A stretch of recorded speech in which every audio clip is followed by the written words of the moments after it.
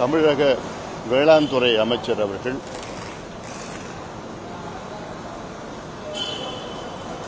ஒரு செய்தியை வெளியிட்டிருந்தார். அதன்படி வரும் ஆகஸ்ட் 3ஆம் தேதி தமிழக முதலமைச்சர் மாண்புமிகு திரு விஜய் அவர்கள் கர்நாடகா சென்று அங்கே கர்நாடக அரசு ஏற்பாடு செய்கின்ற மேகதாது அணை சம்பந்தமான பேச்சுவார்த்தையில் ஈடுபடுவார் என்று ஒரு செய்தியை வெளியிட்டிருக்கின்றார். இது மிக தவறான ஒரு போக்கு. அது உண்மையாக இருந்தால் இது தவறான ஒரு போக்கு. பேச்சுவார்த்தையில் நிச்சயமாக தமிழக அரசு ஈடுபடக்கூடாது. அடிப்படையிலே மேகதாது அணையை கட்டுவதற்கு கர்நாடக அரசு இன்று வேகமாக காய் நகர்த்திக் கொண்டிருக்கின்ற சூழலில் அதற்கு ஏதுவாக தமிழக அரசு எதுவுமே செய்யக்கூடாது. மேகதாதுவை நாம் கடுமையாக எதிர்க்கின்றோம். மேகதாதுவை நாம் ஏற்றுக்கொள்ளவில்லை. அப்படி ஏற்றுக்கொள்ளாத ஒன்றுக்காக எதற்கு நாம் பேச்சுவார்த்தை நடத்தணும்? ஏதாவது இப்ப நான் ஏத்துக்கிட்டா ரைட், பேச்சுவார்த்தை நடத்தி அதை ஏதோ பேசலாம். மேகதாதுவும் நான் ஏத்துக்கல, கூடாது, தப்பு. அது பிறகு எதுக்கு பேச்சுவார்த்தை? அது மட்டுமில்ல, தொடர்ந்து நாங்க சொல்லிட்டு வரோம், மேகதாது சம்பந்தமா அனைத்து கட்சி கூட்டத்தை கூட்டுங்கள். இன்னைக்கு வரைக்கும் கூட்டல. இது டிவிகே பிரச்சனை கிடையாது, இது தமிழ்நாட்டு மக்களுடைய பிரச்சனை. அனைத்து கட்சிகளை அழைத்து பேசி அடுத்தது என்ன செய்ய வேண்டும் என்று ஒருமனதாக தமிழக அரசு முடிவெடுக்க வேண்டும். அதனால தப்பி தவறி கூட கர்நாடகா கிட்ட மேகதாது சம்பந்தமா தமிழக அரசு பேச்சுவார்த்தையில் ஈடுபடக்கூடாது.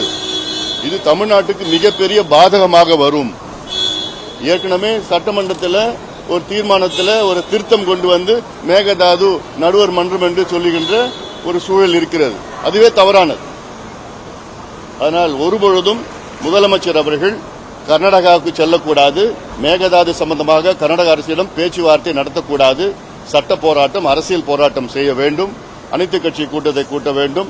அத்துணை தலைவர்களும் சட்டமன்ற நாடாளுமன்ற உறுப்பினர்களை டெல்லிக்கு அழைத்து சென்று பிரதமர் அவர்களை சந்தித்து அழுத்தம் கொடுத்து வலியுறுத்தி நீர்த்துறை அமைச்சரை சந்தித்து கர்நாடக அரசு மேகதாது கட்டக்கூடாது என்று தெளிவான கருத்தை தமிழக அரசு வெளியிட வேண்டும்.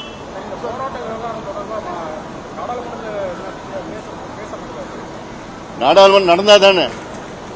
நாடாளுமன்றம் நானும் 4 நாள் இருந்திருக்கிறேன். ஒரு நாள் கூட நாடாளுமன்றம் நடக்கல. அங்க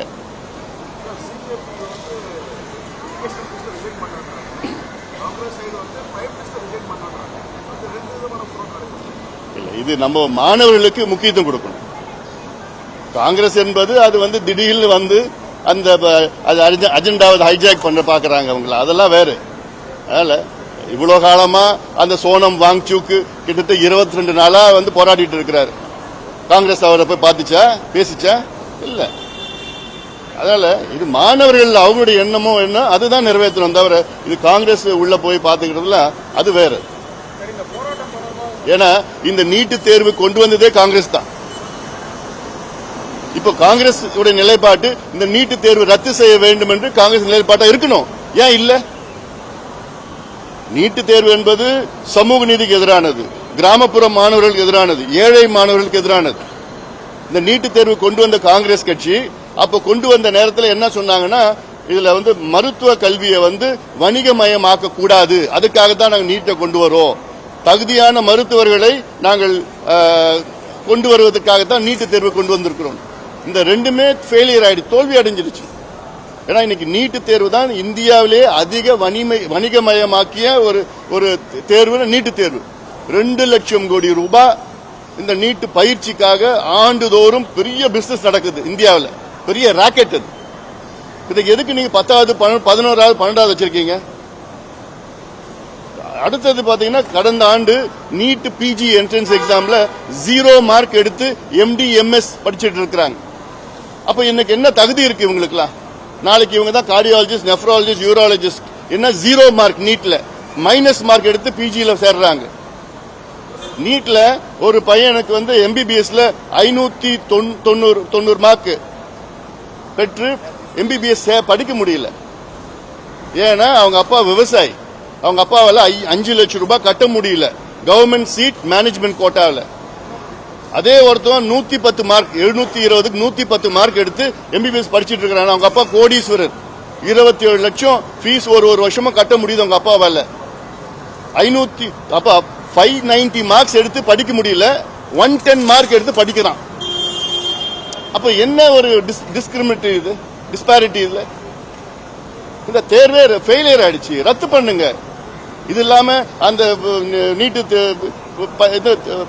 எக்ஸாம் லீக் வருஷம் நடக்கிறதா? இந்த வருஷம் தெரிஞ்சு போச்சு வெளியில், அவ்வளவுதான். வருஷம் நடந்துட்டு இருக்கு.